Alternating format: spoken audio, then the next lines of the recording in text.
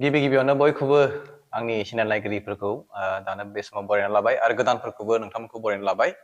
दानो बे समाव मोनसे मोजां कन्टेन्ट लानानै फैबावबाय नैबे बिथां बेबो गस्पेल सिंगार दा बिथांखौ जोङो लोगो मोनबाय आरो दा बिथांखौ नोंथांमोननि सिगाङाव लाबोबाय। दा बिथांनिफ्राय जोङो गोबां बाथ्रा जोङो मिथिना लागोन। दा बिनि सिगांबो साफ्रोमखौबो आंनि गोसो गोरबोनिफ्राय ख्रिस्टमासनि मुङाव आरो फैगोन बोसोर गोदाननि मुङाव साफ्रोमखौबो आङो बे समाव गोसो गोरबोनिफ्राय नोंथांमोनखौ विश खालामबाय आरो दानो बे समाव साफ्रोमखौ बरायबाय। जायफ्रा गोदान नोंथांमोनखौबो आं बरायबाय आरो जायफ्रा दिनैसो फार्स्ट नायदों नोंथांमोनखौ बरायबाय आरो नोंथांमोनखौ खावलायबाय। नोंथांमोना बेबायदि इन्टारेस्टिं भिडिअखौ जुदि मोजां मोनदोंब्ला नोंथांमोना नैबे चेनेलखौ साबस्क्राइब खालामनो हागोन आरो प्लास नोंथांमोना नैबे बेल आइकन दं बेखौ थुनानै दोनगोन आङो आसा खालामबाय। बेबायदिनो आं गोबां इन्टारेस्टिं भिडिअसफोर लाबोयो गस्पेलनि रिलेटेड आरो प्लास जोङो बेबायदिनो गोबां जायफोरा गोदोसोनानै दङ बिथांमोनखौ बेबायदि मोगा मोगिनि गेजेरजों लाबोनाय जायो। बेनिखायनो नोंथांमोनखौ खावलायबाय नोंथांमोना जुदि इन्टारेस्टबा नोंथांमोना बे चेनेलखौ साबस्क्राइब खालामनो हायो। दा बे समावहाय गिबि गिबियावनो नैबे बिथांखौ जोङो लोगो मोनबाय। दा नोंथांखौ दानो गिबि गिबियावनो आङो आंनि चेनेलाव बरायग्रोनाय जाबाय। दानो बे समाव जोङो बिथांनिफ्राय मिथिगोन बिथांनि मुंखौथ' बयबो मिथिगौ बिथाङा जेरिक मुसाहारि।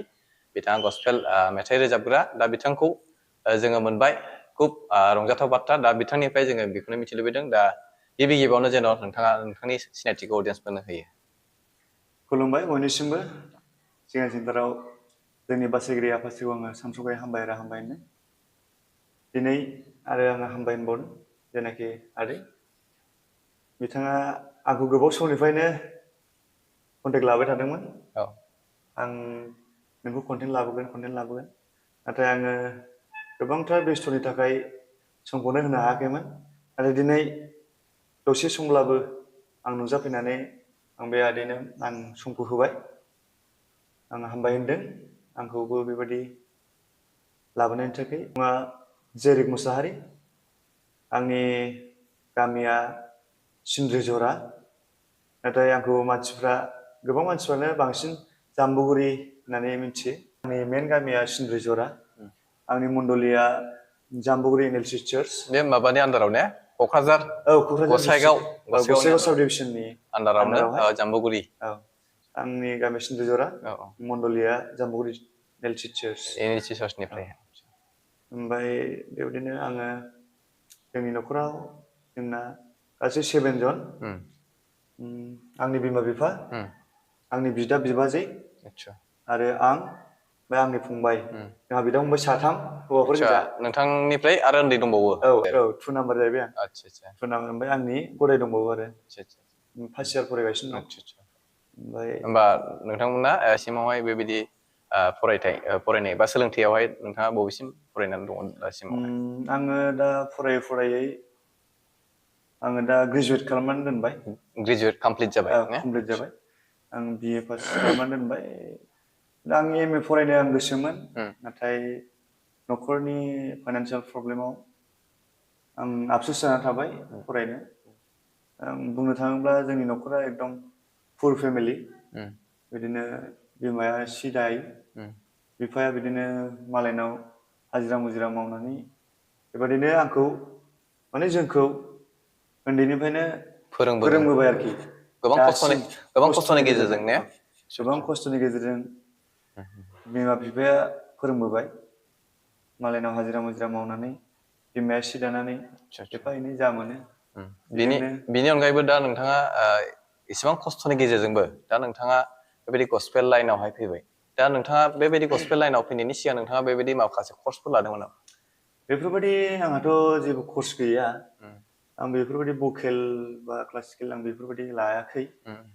जे आंनो इसोरा जाय टेलेन्टखौ होदों, आंनि सोरजिगिरि आफा इसोरा आंनो जाय टेलेन्टखौ होबाय, आं बे टेलेन्टजोंनो दिनैसिम आवगायनानै दं आरोखि। जायनाखि एफा एनैबाबो एसेब्लाबो आंखौहाय मदद होयो, आंखौ गाइड खालामो जायनाखि आदै नबजित हाज'वारि। बिथाङा आंखौ फोरोङो माबोरै खननांगौ, बबेयावहाय मा लानांगौ बेखौहाय बेयो आंनो फोरोङो आरोखि। जेनाखि आङो उन्दैनिफ्रायनो आंहा खननायावहाय दंखायोमोन। आं उन्दैनिफ्रायनो आं खनबोदों। सानडे स्कुलफ्रावहाय ने? स्कुलफ्राव हाबनानै एसे गिर्जायाव आं खनबोदों। बेनिफ्रायनो आं दासिम आवगायनानै दं आरोखि। ओमफ्राय दा नोंथांनिफ्राय बेखौनो मिथिनो लुबैदों दा नोंथाङा बेबायदि गस्पेल लाइनाव फैनाया नोंथाङा उन्दैनिफ्रायनो होननानै बुंदों दा नोंथाङा उन्दैनिफ्राय बेखौ लाबोदों आरो इसिबां न'खरनिफ्राय इसिबां खस्थ'नि गेजेरजों नोंथाङा लाबोबाय दा दिनैसिमाव नोंथाङा फैयै फैयै गोबां बिदिनो गस्पेल मेथाइफोरबो रोजाबबाय नोंथांनिफ्राय जों मिथिबाय दा नोंथाङा बे गस्पेल जिथु मेथाइ अडिअ'खौहाय मा समाव रेकर्डिं जादोंमोन? बियो 2022 आतसा 2022 औ 2022 आव आं रोजाबदों माबा दुब्रि गांसोनि आतसा थरथिंसेनि हरबादि आतसा बेखौ सुजुदों परसुराम हाज'वारि परसुराम सुरखौ होदों आदमाबार हाज'वारि बिथांमोननि अनसायनायाव बिथांमोननि बे गानखौ आंनो हरदों आरो आं बिनायावहाय आं बे गानखौ माबोरै मोनदों होनोबा जेनाखि नोंथांमोनाथ' बयबो मिथिगौ आदा गिलबार्ट हाज'वारि आं बिथांजों कन्टेक्ट लानानै आं बुंदों आरोखि आदा आं बे गानखौ रोजाबसिगौमोन अडिअ आं रेकर्ड खालामसिगौमोन नोंथाङा अननानै एसे हेल्प खालामदो आतसा बे गानखौ बिना हरदो बेबायदि आं बुंहरदों आरोखि बे आदाया माना खालामाखै बेयो आदायाबो आंखौ जोबोर अनो गाव एखमब्ला समाव अबावबा थाङोब्ला आंखौ लांफायो माने आंखौहाय खबर हरनानै दोनो आरो ओमफ्राय जेब्ला टाइम जायो अब्ला लांफायो।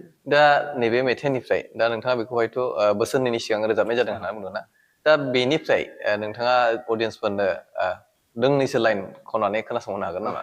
हागोन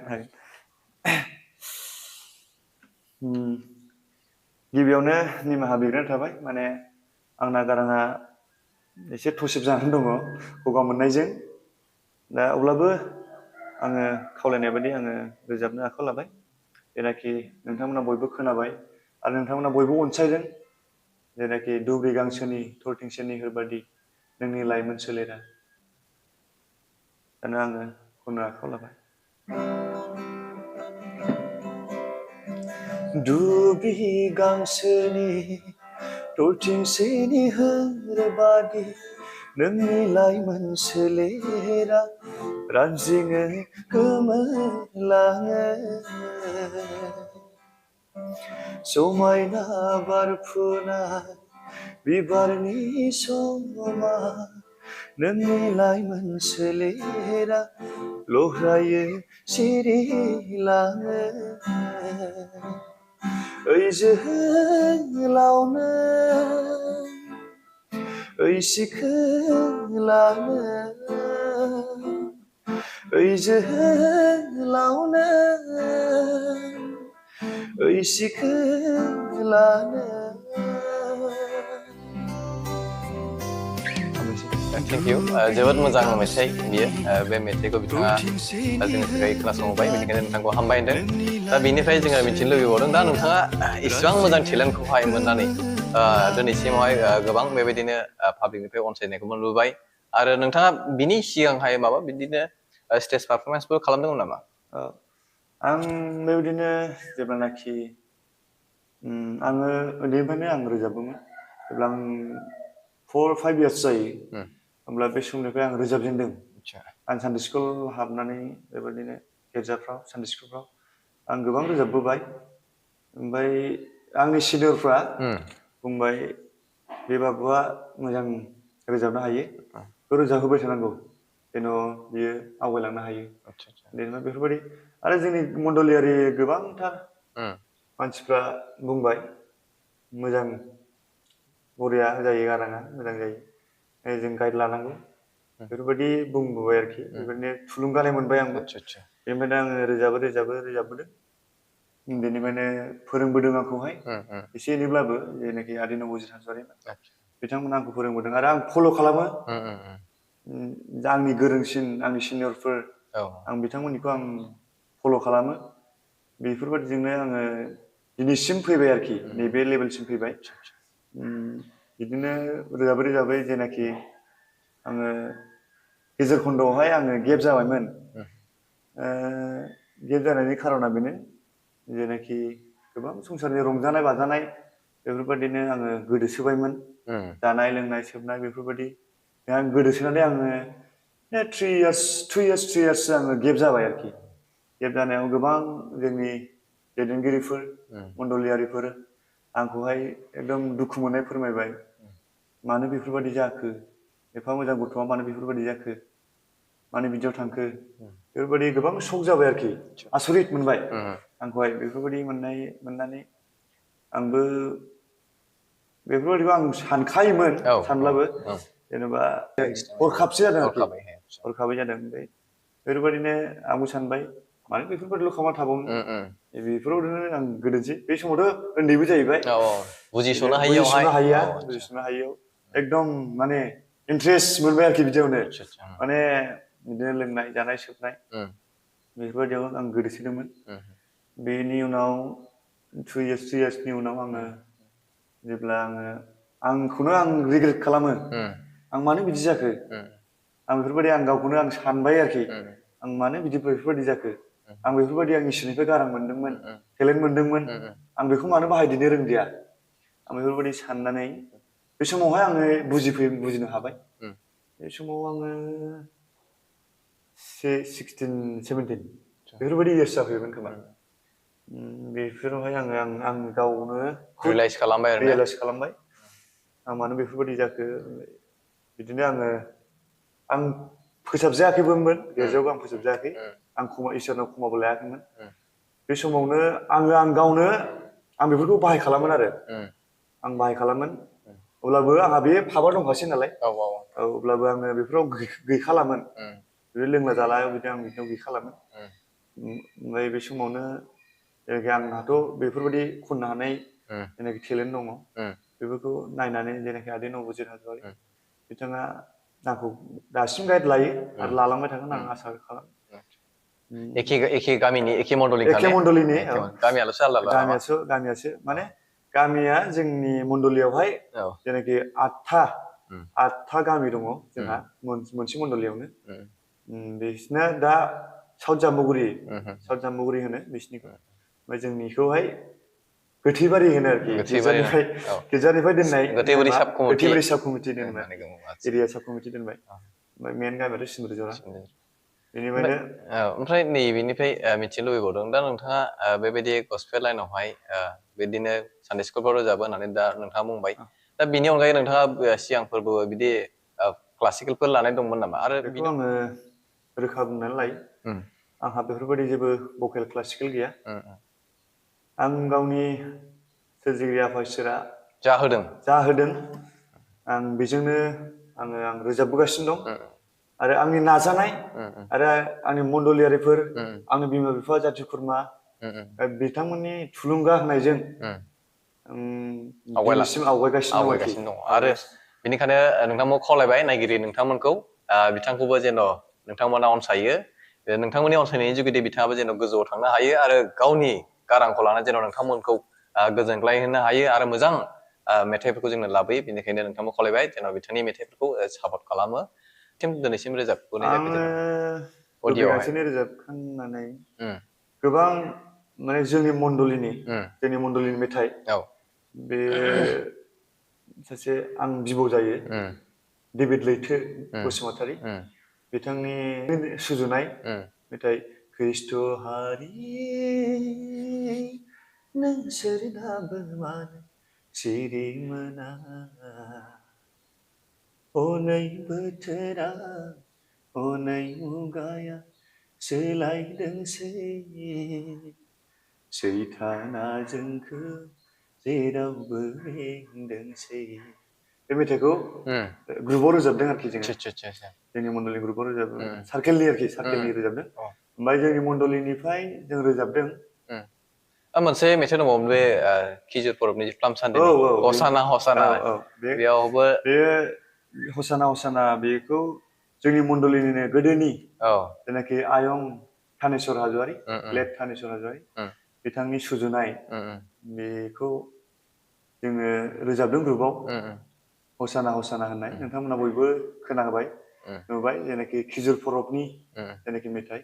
आरो बेनि उनाव आरो मोनसेबाव जों रोजाबदों आंनिनो आनै कमला नार्जारि, बे सुजुनाय मोनसे मेथाइ थाङो थाङो बोहैलाङो, बेखौ जों ग्रुपाव रोजाबदों। आंने माने द्लाम ग्रुपाव रोजाबनाय जाबाय आरो आं माने गोबां ग्रुपाव रोजाबनाय जाबाय।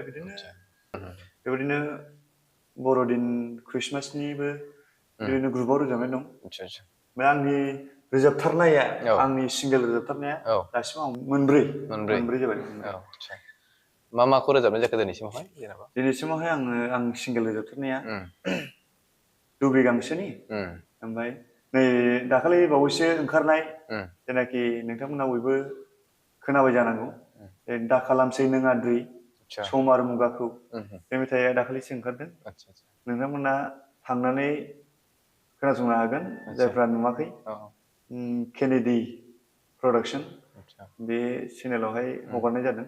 बे चेनेलनि जिथु लिंक बेखौबो आं नैबे भिडिअनि डिसक्रिपसनाव होनाय जागोन। दा बेनिफ्रायनो नैबे मेथाइनिफ्रायनो जोङो दोंनैसो बिथांनिफ्राय जोङो खोनासंबावगोन बिथांनि गारांनिफ्रायनो खावलायनाय थाबाय जेन'बा बेनिफ्रायबो दोंनैसो जोङो खोनासंहैयो आरो।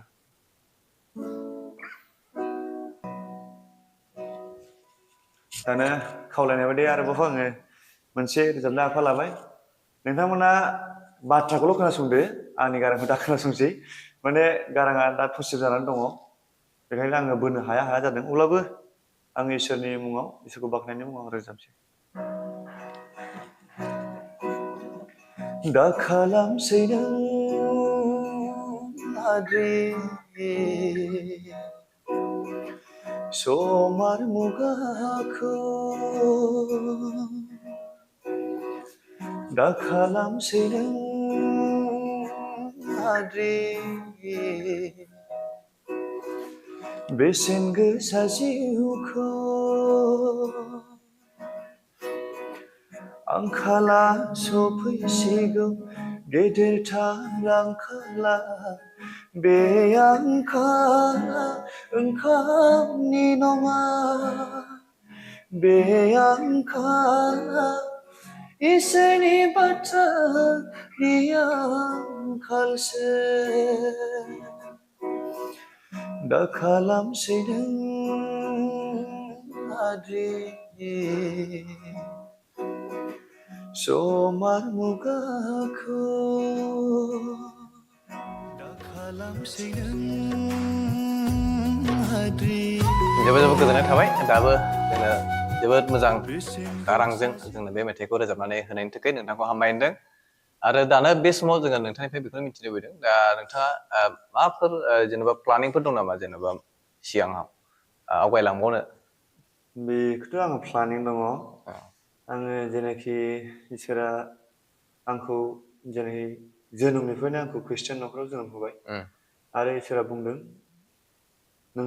जों मानसि हारिखौहाय गावखौ बाख्नायनो गावखौ खुलुमनो बा जोंखौ सोरजिदों बेनिखायनो आं जोंनि सोरजिगिरि आफा इसोरखौनो आङो सिबिलांगोन आं बाख्नायलांगोन इसोरनि होनाय जा टेलेन्ट दं बेखौ लानानै आं आवगायलांगोन। आं बे आंनि जेनाखि इसोर आंनो टेलेन्ट होबाय मेथाइ रोजाबनो हानाय दामनो देनो हानाय आं बेफोरबायदिजोंनो आं इसोरखौ आं बाख्नायलांगोन। दा नोंथाङा बिनि अनगायैबो बिदि स्टेज पारफरमेन्सफोर खालामबायमोन नामा? खालामो नामा ओमफ्राय? स्टेज पारफरमेन्सथ' खालामो आदसा खालामो जेनाखि आंखौ बेबायदि खुर लिंहराखै आदसा आदसा माने आं दासिमबो बेफोरबायदि जेनेबा बांद्राय माबा जाथ'वाखै आरो आदसा पपुलार जाथ'वाखै अब्लाबो आंखौ आं बेफोरबायदि जायाखैब्लाबो आं बुंगोन जेनेबा आंनि गोसोनि दुगा साननायजों नङा जेनेबा बयबो दा आंखौ सिनायसै आरो एसेब्लाबो आंखौ सिनायजोबो। दा बे माबोरै सिनायदों होनब्ला जेनाखि आदै नबजित हाज'वारि बिथाङा आंखौहाय लिङो जेनाखि हाबानि प्रग्राम बिदिनो प्रि ख्रिस्टमास प्रग्राम बेफोरबायदियाव जोङो थाङो जेनाखि बिसोरनिथ' जायन टिम दं जायन वारशिप टिम जायन वर्शिप टिम बिथांमोना आंखौहाय लिंलांफायो एखनब्ला दामनो फ्लेट दामनो एखनब्ला मेथाइ रोजाबफानो आदसा बेबायदि लिंलाङो आरोखि बेहायनो गोबां मानसिफ्रा सिनायजोब्बाय आरोखि आंखौहाय आं बेफोरबायदि जेनाखि बांद्राय पपुलार जायाखैब्लाबो थांफानायनि गेजेरजों थांफानायनि गेजेरजों सिनायबाय आरोखि मानसिफ्रा सिनायबाय बे आरो दामनायाव बे स्टेज प्रग्राम गानायनि बेलायाव गोबां दं बेफोरबायदिनो जोंनि कनफारेन्स जायो बे कनफारेन्सआवनो आं जेनाखि जोंनि गथेबारि सार्कोल बे गथेबारि सार्कोलनि सिङाव थानाय जोंनि सिक्स फरेसन टिम आं बेवहाय सासे मेम्बार आरो आं बेफोरबायदिनो सभा समिति गोबां मेथाइ खनबोयो आं स्टेज प्रग्राम गाबोयो बेबायदिनो डायसिस बेबायदिनो आरो गोबांथार बेबायदिनो प्रग्राम स्टेज प्रग्राम जायो जोंनि गस्पेलनि आं बेफोरबायदियाव गोबां बाहागो लायो आरो आं मेथाइ रोजाबो मोजां मेथाइ रोजाबखायो दा नोंथांमोनाबो जुदि नांगौब्ला दा नोंथाङाबोथ' थांनो हाखागोन दा ने थांनो हायो औ आदसा दिनैसिमाव रावबो लिंहरथ'नाय जाथ'वाखै ने लेंहराखै औ पार्सनेलि जेनेबा पार्सनेलि बेफोरबायदि लिंहरनाय जायाखै अब्लाबो थांफानायनि गेजेरजों बयबो सिनायो आरोखि बिदिनो बयबो अनसायदों बिराद मोजां गाराङा बेफोरबायदि बयबो थुलुंगा होयो आरोखि ओमफ्राय दा नोंथाङाथ' अलरेडि बुंखाबाय बेबायदि स्टेज पारफरमेन्सआव थांफाबाय एक्सपिरियेन्सआ दंखायो दा बेनि अनगायैबो नोंथांनि प्लानिंफ्रा बेबायदि स्टेज पारफरमेन्स खालामनायनि प्लानिंबो दंना गैया नोंथाङा बेफोरबायदिथ' दङ दंनाया जिखुनु दा आं बेफोरबायदि पपुलार जायाखै माने मानसिफ्रा सोरबा सोरबा सिनाया सोरबा सोरबा सिनायो बांद्राय आंनि अन टेलेन्ट इसोरनि होनायजोंनो आं खनो नालाय बेफोरबायदि आंहा क्लासिकेल बेफोरबायदि गैया बेफोरबायदि क्लासिकेल लानायनि आंहाबो थांखि दङ बेफोरबायदि लानोबो दा एकदम आं गिबियावनो बुंखादों दहायनो जायनाखि न'खरा पुर फेमिलि बेफोरनि थाखायनो फाइनान्सियेल प्रब्लेम बिराद जायो आरो बेनि थाखायनो आङो आंनि साननायखौनो आङो जाफुंहोनो हाया आरोखि दोनथ'नांगौ जायो फाइनान्सियेल प्रब्लेमनि दा थाखाय नोंथांखौहाय जुदि गुबुन जायगाफोरावहाय स्टेज पारफरमेन्सनि थाखाय नोंथांखौ लिंहरोब्ला नोंथाङा थांगोन जेबो आंनिफ्राय अबजेक्सन गैया आदसा बेखौ आङो नोंथांमोननो मोनसे नायगिरि नोंथांमोनखौ आङो खावलायबाय नोंथांमोना जुदि बिथांखौ मोनजानो लुबैदोंबा हांख्रायनो लुबैदोंबा नोंथांमोना नैबे आंनि भिडिअनि जितु कमेन्ट सेक्सनाव नोंथांमोना फैनानै बिथांजों आङो सावरायनायनि गेजेरजों नोंथांमोननो रिप्लाय होगोन नोंथांमोननो जुदि प्रग्रामाव नांगौबा बिथाङाबो थांगोन होननानै अलरेडि नोंथांमोननि सिगाङाव सिखार जाबाय दा नोंथांमोना बिथांखौ जुदि नोंथांमोननि स्टेज पारफरमेन्सनि थाखाय नांगौ प्रग्रामाव नांगौ होननानै बुङोब्ला नोंथांमोना आंजों कन्टेक्ट खालामनो हागोन आङो कन्टेक्ट खालामनायनि गेजेरजों बिथांजों आङो सावरायनायनि गेजेरजों नोंथांमोना आङो रिप्लायखौ होगोन आरो नोंथांमोननि प्रग्रामावहाय बिथांखौ आङो दैथायहरनो हागोन बेनिखायनो खावलायनाय थाबाय नोंथांमोना जुदि गोसो दङब्ला नोंथांमोना बिथांखौबो हांख्रायहरनो हागोन आरोखि दा बिनिफ्राय दाथ' नै बे ख्रिस्टमास मुगाया फैगासिनो दङ ख्रिस्टमास मुगाफ्रावबो माबा मोनसे बिदिनो प्रजेक्टफोर दंमोन नामा बेथ' दङ आदै आदसा मैयासो नैबे जोंनि फैगोन गेदेर सान बेनि मुङाव मोनसे रेकर्डिं खालामदों बेखौहाय हगारगोन बिदिनो 19-20 बे डेटआव हगारनाय जागोन आरो ख्रिस्टमासनि सिगां हगारनाय जागोन बेखौ हगारगोन चेनेला इस्किलियन हाज'वारि बे बिनि चेनेलाव हगारगोन मैयासो जों रेकर्डिं खालामहैदों आसा खालामदों नोंथांमोना बयबो